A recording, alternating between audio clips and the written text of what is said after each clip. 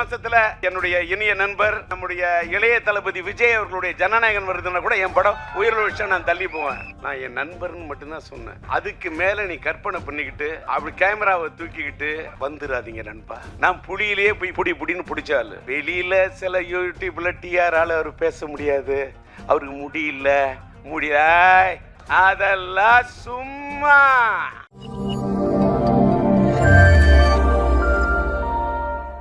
இன்று என் மகன் சிலம்பரசன் அவர்களுடைய பிறந்த நாளை, அந்த பிறந்த நாள் கொண்டாட்டத்தை சிலம்பாட்டத்துடன் சேர்த்து கொண்டாட வேண்டும் என்று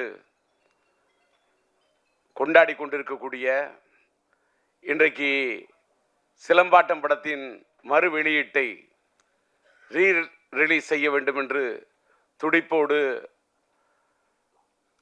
ஒரு எழுச்சியோடு ஈடுபட்டு கொண்டிருக்கக்கூடிய எல்மா பிக்சர்ஸ் எத்திராஜ் அவர்களே, அவருக்கு கரம் கொடுக்க அவரோடு இணைந்து பணியாற்றக்கூடிய இனிய நண்பர் தயாரிப்பாளர் ட்ரீம் வாரியர் பிக்சர்ஸ் உடைய அன்பு நண்பர் குகன் அவர்களே, மற்றும் இந்த படத்தை இயக்கி ரசிகர்களை அந்த காலகட்டத்தில் அவர்களுடைய மனங்களை எல்லாம் மயக்கி தனக்கென்று ஒரு தனி இடத்தை பிடித்த படத்தின் இயக்குனர் என்னுடைய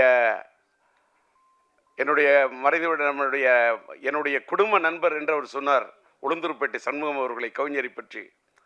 அவர் எங்களுடைய குடும்ப நண்பர், என் மனைவி இல்லத்தை சார்ந்தவர்களுக்கு ரொம்ப நெருங்கிய நண்பர். அவர் வீட்டிலே இருக்கக்கூடிய அவருடைய மகளை நான் என் படத்திலே பாட வைத்திருக்கின்றேன். என்னுடைய மகன் படத்திலே சரவணன் இயக்குனராக பணியாற்றி இவ்வளவு ஒரு பிரம்மாண்டமான படத்தை தந்திருக்கிறார் என்று சொன்னால், அப்படிப்பட்ட சரவணன் இன்றைக்கு இங்கே வந்து மேடையிலே வாழ்த்தி அமைந்திருக்கின்றார். அதை போல இங்கே வரவேற்று பேசிய, நல்ல பேருக்கேற்றவாறு கன்னி தமிழிலே கவிதை நடையிலே எல்லோரையும் வரவேற்று பேசிய அன்பு சகோதரி கவிதா இங்கே அழகாக, அற்புதமாக, தெளிவாக, நல்ல உச்சரிப்போடு, உற்சாகத்தோடு தமிழை உச்சரித்த அழகை பார்க்கின்ற போது இன்னும் தமிழ் வாழ்ந்து கொண்டிருக்கிறது என்பதற்கு தமிழ் திரையுலகத்திலே இதை போன்ற சான்றுகள் இருக்கட்டும், இதை போன்ற சாட்சிகள் இருக்கட்டும், இதை போன்ற தடயங்கள் இருக்கட்டும். அவருடைய பேச்சை கேட்டவுடன் இந்த படத்தை பற்றி எந்த இடத்துல எதை பற்றி பேசணுமோ அதை பற்றி தான் பேசணும். அந்த அம்மா வந்து என்ன பார்த்த உடனே, நான் இங்கே வந்திருக்கிறது, நானும் ஒரு பார்வையாளராக வந்திருக்கின்றேன். நான் இப்போல்லாம் எந்த மேடைக்கும் அதிகமாக போகிறதில்ல. சமீபத்தில் என்னுடைய இனிய நண்பர், என்னுடைய முன்னோடி, எனக்கு பிடித்த இயக்குனர் பாக்கியராஜ் அவர்களுடைய 50 ஆண்டு கால பாராட்டு விழாவுக்கு செல்ல வேண்டும் என்று நான் ஏற்பாடு செய்திருந்த அந்த நிகழ்ச்சிக்கு சென்றிருந்தேன். அதுக்கு காரணம் என்னன்னா, எல்லாரும் நினைப்பீங்க கூப்பிட்டோன்னு போயிடும். கூப்பிடுற விதத்தில் கூப்பிட்டாரு, அன்பா கூப்பிட்டாரு, பண்பா கூப்பிட்டாரு, பக்குவமா கூப்பிட்டாரு பாக்கியராஜ். அவரே கூப்பிட்டாரு, அதனால் மட்டும் போனேன். அதே மாதிரி இந்த நிகழ்ச்சியில் நான் இங்கே நிற்கிறதுக்கு காரணம், ஒரு விநியோகஸ்தரை மதிக்க வேண்டும். இன்னைக்கு வந்து நம்ம எல்மா பிக்சர்ஸ் எத்திராஜ் இந்த படத்தை வெளியிடுகிறார் என்று சொன்னால், ஏதோ எங்கேருந்தோ ஒரு கரும்பு தோட்ட வியாபாரம் பண்ணிக்கிட்டு இருந்தேன், நான் காய்கறி வியாபாரம் பண்ணிக்கிட்டு இருந்தேன், ஆனாலும் எனக்கு சினிமா மேலே ஈடுபாடு, யாருக்கு வேணாலும் சினிமாவில் ஈடுபாடு வரலாம், அது வேற விஷயம். வந்து அவங்க சினிமாவை ரசிக்கலாம், சினிமாவில் என்ன வேணால் பண்ணலாம். ஆனால் அவர் விநியோகஸ்தராக இருந்து கிட்டத்தட்ட எனக்கு தெரிஞ்சு ஒரு 15 படங்களுக்கு மேலே, என்னுடைய மகனுடைய மாநாடாக இருக்கட்டும், மார்க்காண்டரியா இருக்கட்டும், மார்த்தட்டி சொல்லக்கூடிய அளவுக்கு படங்களை, அது அவர் கோயம்புத்தூரை சேர்ந்தவர், அத்தனை படங்களை வெளியிட்டு பார்த்தவர். அவருக்கு இந்த படத்தின் மீது ஒரு தாளாத ஒரு இது. அவருக்கு பாலன் என்ற என்னுடைய இனிய நண்பர் தான் இந்த படத்தை வாங்குவதற்கு, இது எல்எம்எம் இந்த படத்தை தயாரித்தது என்னுடைய இனிய நண்பர் மறைந்துவிட்ட எல்எம்எம் லட்சுமி மூவி மேக்கர்ஸுடைய முரளி அவர்கள். இங்கே சரவணன் சொன்ன மாதிரி இந்த படத்தோடைய பட்ஜெட்டு பெரிய பட்ஜெட்டு. அந்த காலகட்டத்தில் இந்த படம் ரொம்ப பெரிய பட்ஜெட்டு. அதை எடுக்க அவர் தயங்கிய போது, நாம் இன்னைக்கு எல்எம் முரளியோட பையன் கோகுல் அவர் இருக்காரு, கோகுலுக்கு கூட தெரியும், அந்த தயாரிப்பாளருக்கு முரளிக்கு அந்த அளவுக்கு நான் உறுதுணையாக அவருக்கு உற்சாகத்தை ஊட்டி ஊக்கத்தை கொடுத்து இது பண்ணேன். நான் பட்ஜெட் எப்படின்னா, முரளி சார் சரவணன் நீங்கள் கேளுங்க, சரவணன் சொன்ன சப்ஜெக்ட் அதுக்கு என்ன தேவைன்னு யோசிக்காதீங்க. பட்ஜெட்டு சப்ஜெக்டை பாருங்க, பட்ஜெட்டை பார்க்காதீங்க. அடிச்சு சொன்னேன். அதே மாதிரி அவரால் முயன்ற அளவு அந்த காலத்தில் இந்த படம் ஒரு பெரிய பட்ஜெட் படம் அந்த அளவுக்கு அவர் எடுத்திருந்தார். அப்படிப்பட்ட ஒரு தயாரிப்பாளர். அந்த படம் அந்த காலத்திலேயே இதில் என்னுடைய சிலம்புடைய இனிய நண்பர் என்னுடைய காதல் எழுவதில்லை படத்தில் இது பண்ணி, அதுக்கப்புறம் மன்மதன் படத்தில் சிலம்பால் இது பண்ணப்பட்ட நம்முடைய நண்பர் சந்தானம் இந்த படத்தில் அற்புதமான காமெடி ரோல் பண்ணியிருப்பார். படம் சார் என் பையனோட பிறந்த நாள் இன்னைக்கு அந்த படத்தை பற்றி நான் சொல்கிறத விட இந்த ரீரிலீஸ் காலகட்டத்தில், ரிலீஸ் காலத்தை விட இந்த ரீரிலீஸ் காலம் இது ஒரு மாறுபட்ட காலம். இது ஒரு ஏஐ காலம், இது ஒரு சாட் ஜிபிடி காலம். இன்னைக்கு ரீரிலீஸ், இன்னைக்கு டிஜிட்டல் வேர்ல்டு.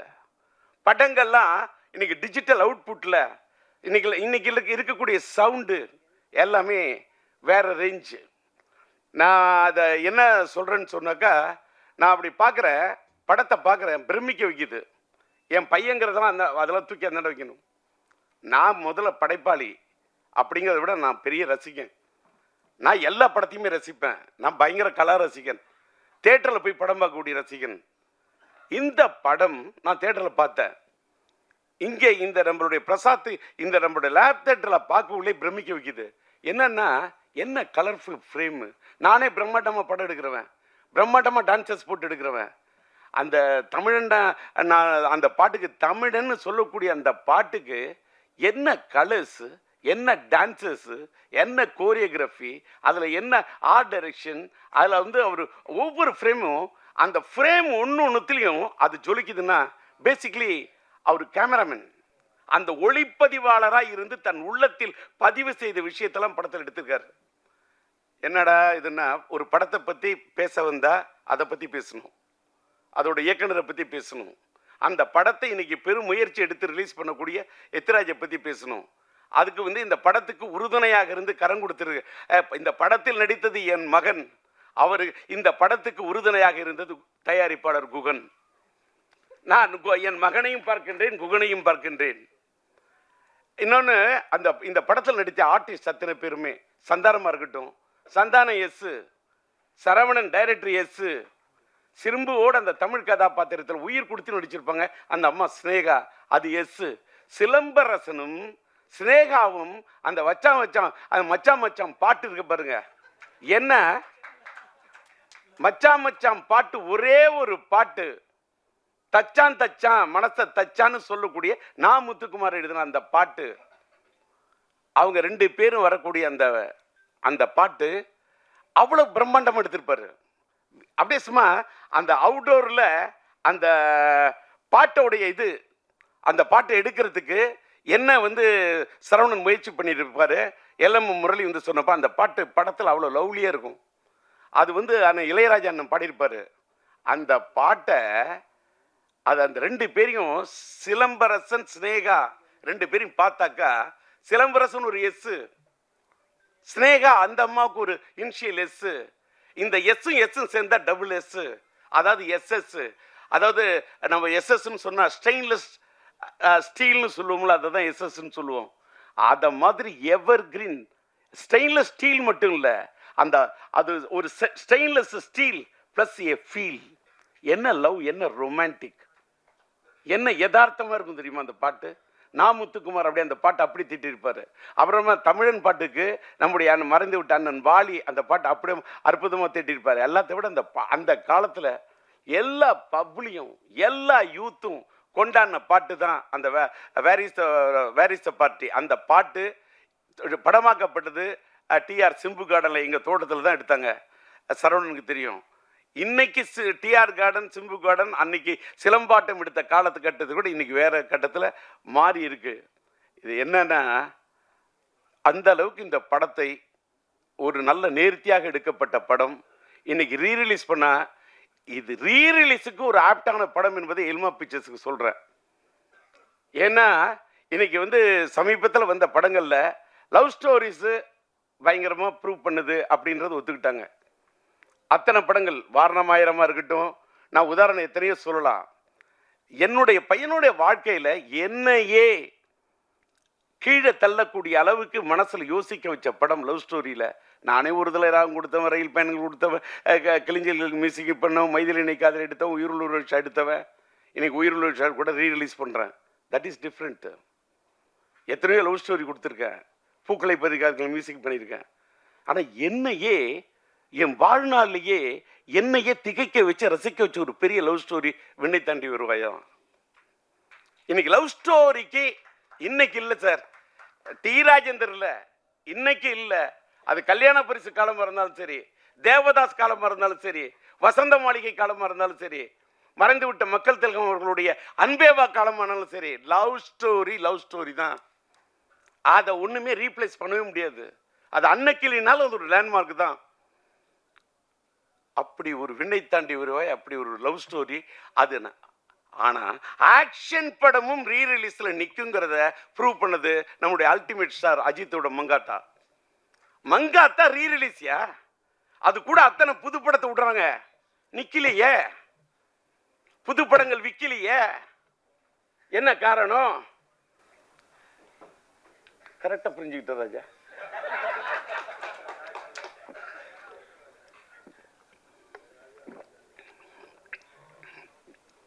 பையனோட பிறந்த நாள், உணர்ச்சி வசப்படாமல் இருக்கணும், தன்மையாக பேசணும், மென்மையாக பேசணும் அப்படின்னு மென்டலாக என்னை ப்ரிப்பேர் பண்ணிட்டு வந்தேன். அந்த எதுக்கு சொல்கிறேன்னா, உணர்ச்சி ஏன் வசப்படுறேன்னு சொல்லிட்டாக்கா, அன்னைக்கு சாதிச்ச அந்த சாதனையை இன்னைக்கு சாதிக்கிறதுக்கு முயற்சி பண்ணுங்கிறதுக்காக தான் ரீரிலீஸ்லாம்.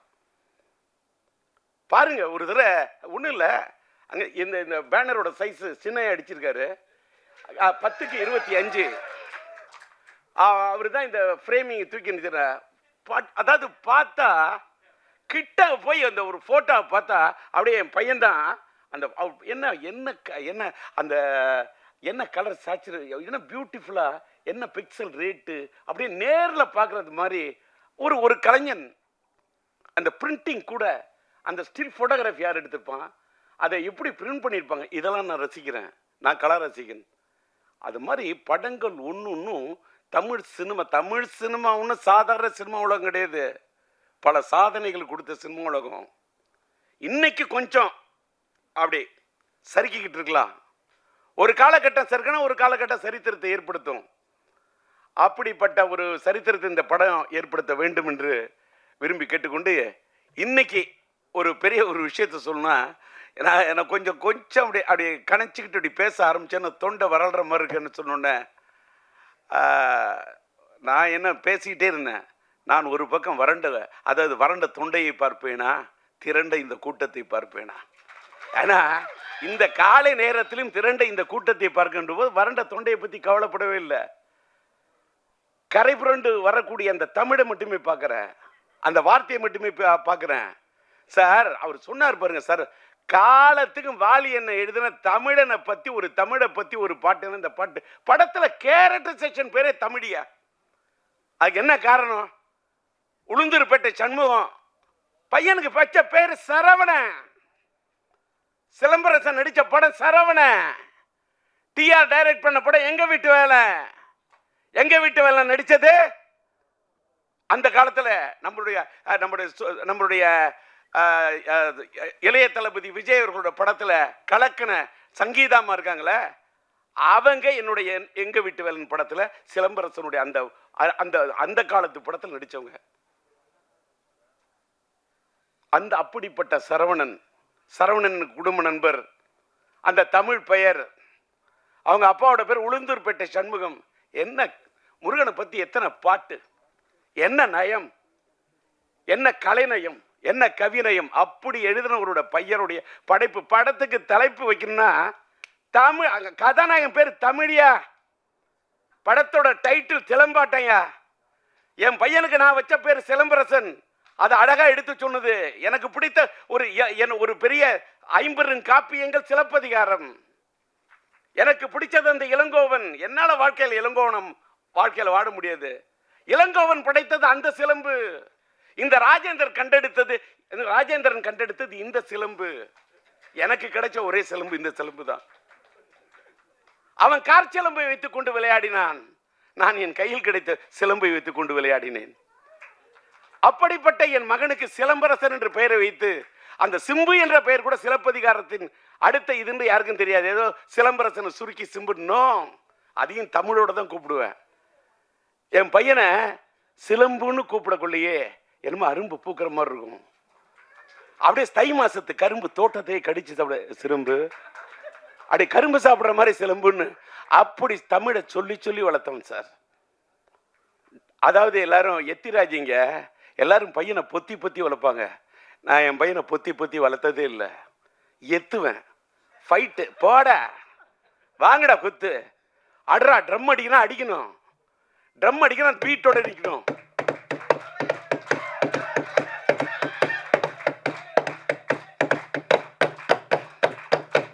கை தட்டணும், தட்டினா வலிக்க கூடாது. இப்பவும் அடிப்பேன். இப்பவும் ட்ரம் அடிப்பேன்னா, ஏன் அடிக்கிற?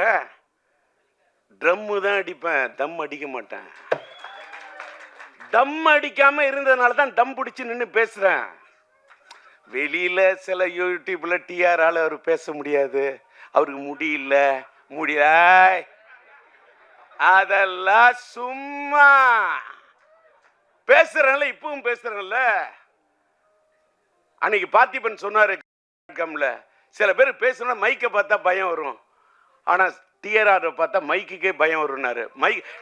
டிஆரை பார்த்தா மைக்குக்கு பயம் இல்ல, டிஆரை பார்த்தா மைக்குக்கே ஒரு மயக்கம்.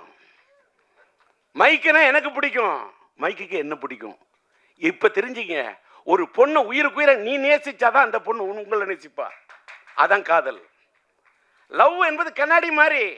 கண்ணாடியில் நீ ஒன்ன பார்க்குற மாதிரி ஒரு பொண்ணை பார்க்கணும். கண்ணை பார்த்தா வருவது மட்டும் காதல் அல்ல, உன்னை மாதிரி ஒரு பெண்ணை பார்த்தா தான் காதல். ஏன்னா இந்த வயசுல இந்த ஆள் காதலை பத்தி பேசுறேன். அதனாலதான் உயிருள்ள ஒரு விஷயம், இந்த மாசமே வேலண்டைன்ஸ் டே, காதலர் தினத்தை ஒட்டி வருது. ரீரிலீஸ்க்கு ரெடி ஆயிட்டேன். ஆக்சுவலா பாத்தீங்கன்னா இப்பதான் மேட்ருக்கே வரேன். இன்னைக்கு இந்த இடத்துல என்னுடைய படம் உயிருள்ள ஒரு விஷயம் படத்துக்கு நான் டிஆர் டிஜி மியூசிக் என்ற ஒரு மியூசிக் கம்பெனியை ஆரம்பிச்சு அதில் உயிருள்ள ஒரு விஷயம் படத்துடைய ஆடியோ ரிலீஸ் பண்ணணும்னு நான் பிரசாத்தில் இந்த தேட்டர் லேப் தேட்டரை பிரசாத்தில் நம்ம ஜோதி தான் என்னுடைய நண்பர், அவர்கிட்ட சொல்லி புக் பண்ணி வச்சிருந்தேன்.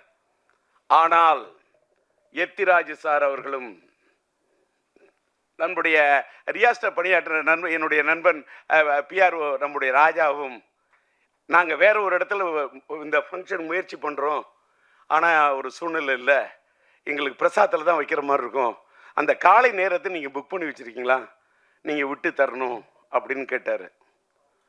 அது மட்டும் இல்லை, எத்திராஜை வச்சுக்கிட்டே சொல்கிறேன், இதே 6ஆம் தேதி உயிருள்ள விஷயம் ரீரிலீஸ் பண்ணோம். எனக்கு பிப்ரவரி மாதம் 4ஆம் தேதி மைதிலினைக்கு அதை ரிலீஸ் பண்ணேன். பிப்ரவரி மாதம் 5ஆம் தேதி என் தங்கிகள் ரிலீஸ் பண்ணேன். 214 நான் பண்ண படங்கள்லாம் பிப்ரவரியில் நிறைய ஹிட்டு கொடுத்துருக்கேன். பிப்ரவரி மாதம் எனக்கு பிடிச்ச ஒரு மாதம். அது ஒரு வேளை எனக்கு பிடிச்ச மாதம் நான் காதலர் தினம் வரக்கூடிய மாதமோ என்னமோ, அதனாலயா. அதே மாதிரி பிப்ரவரி மாதம் தான் என் மனைவி பிறந்த நாள்.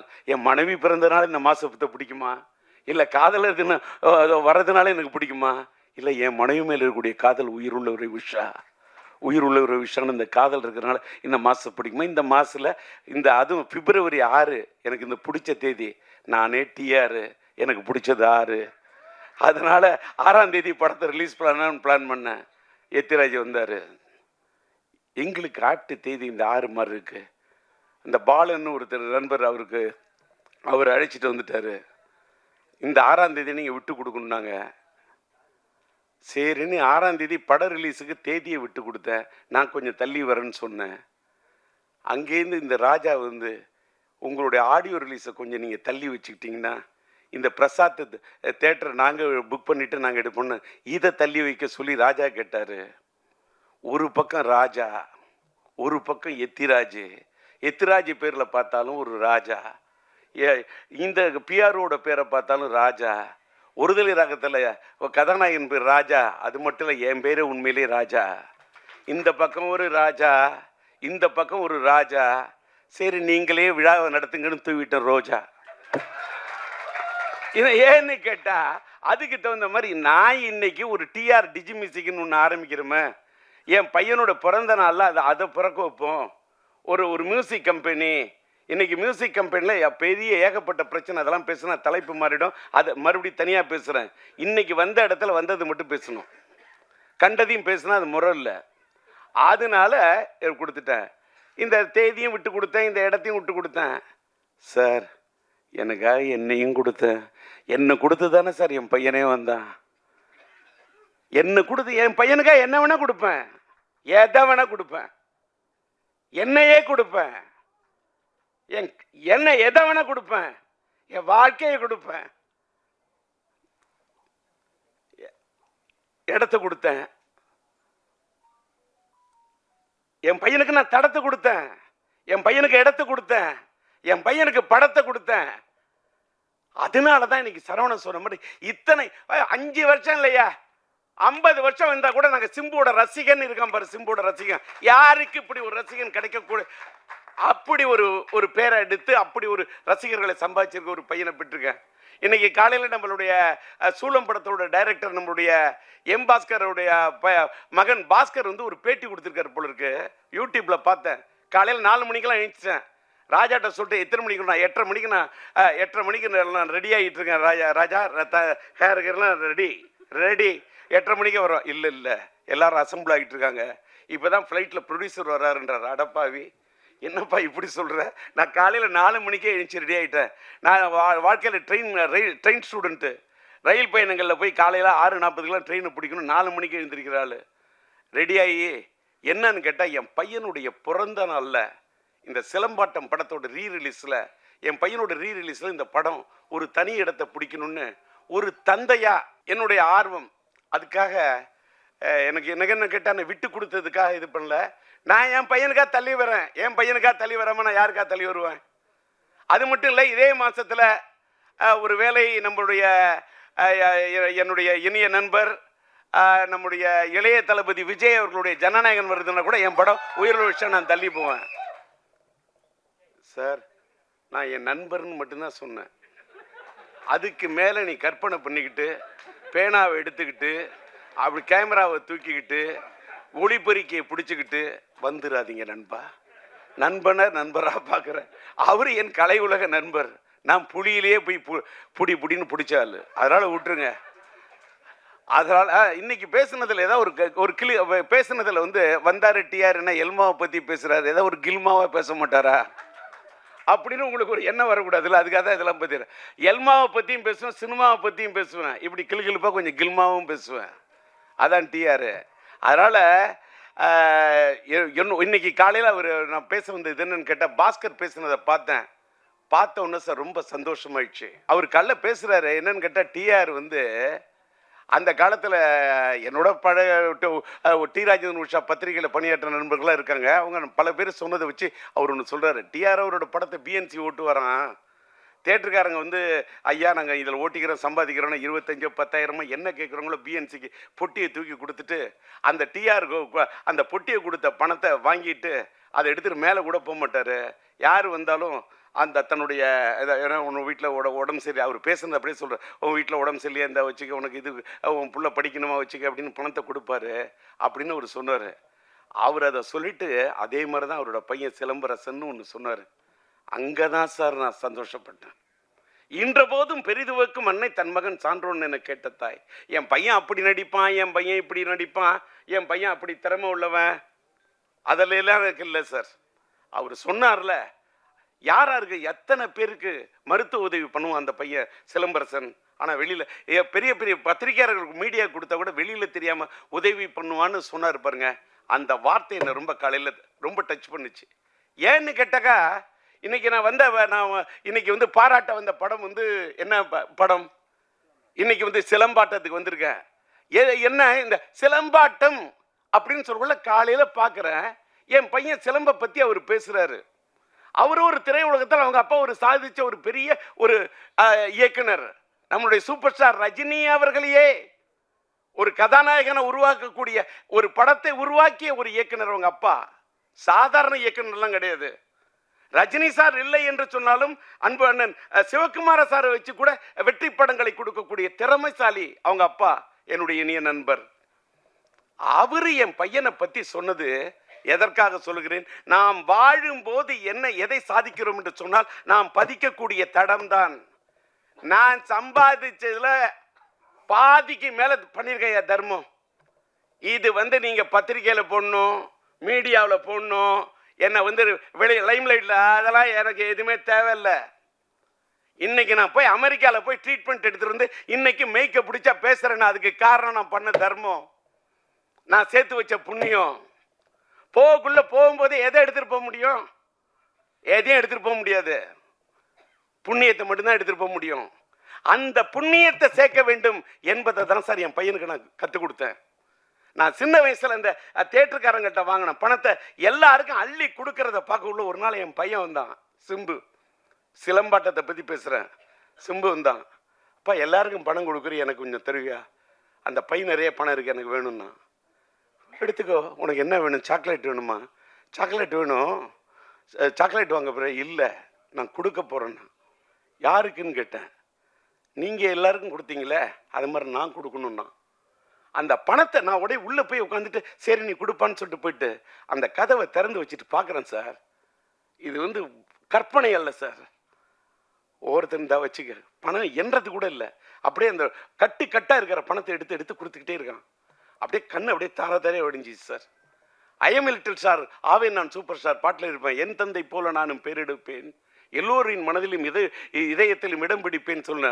வள்ளலாய் வாழ்வேன்னு வாரி வாரி கொடுப்பேன், வள்ளலாய் வாழ்வேன்னு அவனுக்கு ஷார்ட் வச்சு எடுத்திருப்பேன். அப்படி ஒரு பையனா என் பையன் இருக்கிறான்னு சொன்னா, என் பையனுக்கு நான் சொல்லி கொடுத்தேன் சார், வளர்த்தேன்.